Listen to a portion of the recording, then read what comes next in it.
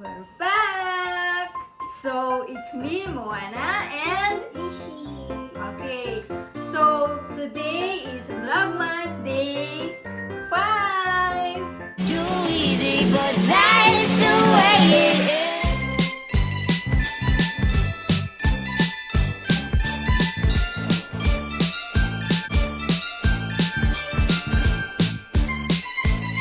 So for today's video, isi-share lang namin kung paano gumawa ng isang cocktail na pwedeng-pwede sa mga teens. So, heto ang ating mga gagamitin. So, syempre, gagamit tayo ng soju. Yan. And, gagamit tayo ng Yakult. And, gagamit tayo ng Sprite. And ng ice later. Na lang natin ipapakita yung ice. So, heto siya. Okay, so let's start. Unahin muna natin ilagay ang ating mga ice sa pitchel na ating gagamitin.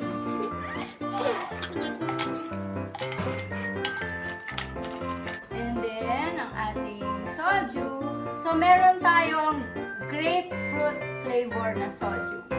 Ayan siya. So, heto, nakalock ko siya and o-open natin. Okay. Ilagay natin siyang lahat. Okay. Next, ang ating mga Yakult. So, pagdating sa Yakult, it's up to you kung ano ang timpla na gusto nyo. Kung gusto nyo ng madaming Yakult or tamang Yakult lang. So, para sa amin, itong 3 Yakult sa isang bottle ng soju ay sapat na.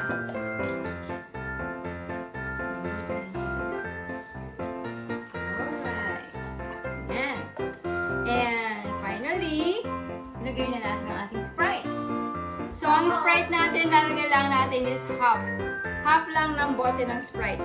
So, 750 ml na Sprite, ilalagay natin is kalahati lang.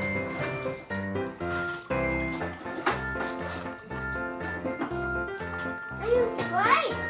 Sprite! Sprite, ayun mo? Ayan, kalahati lang. So, mix na natin. Ayan. So, kailangan meron tayong shot glass. Dito tayo iinom.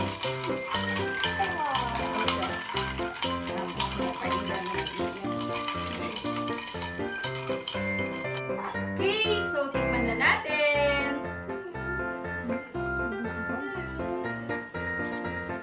Tikman na natin.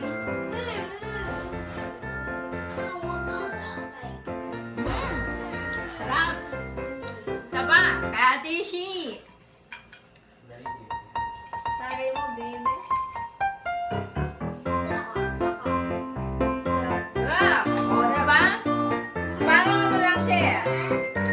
Parang cider. Parang uminom ka lang ng sparkling. Ay, alam niyo yung Milkies na nabibili sa 7-Eleven? Yes, yung Korean drink na Milkies. Ganun ang lasa niya. So, hindi mo nalalasahan yung alcohol kasi mangingibabaw yung lasa ng ating Yakult. Tsaka Sprite. So, hindi tayo malalasing. Kaya pwedeng-pwede ito sa mga teens. Okay? So, disclaimer lang po, pwede na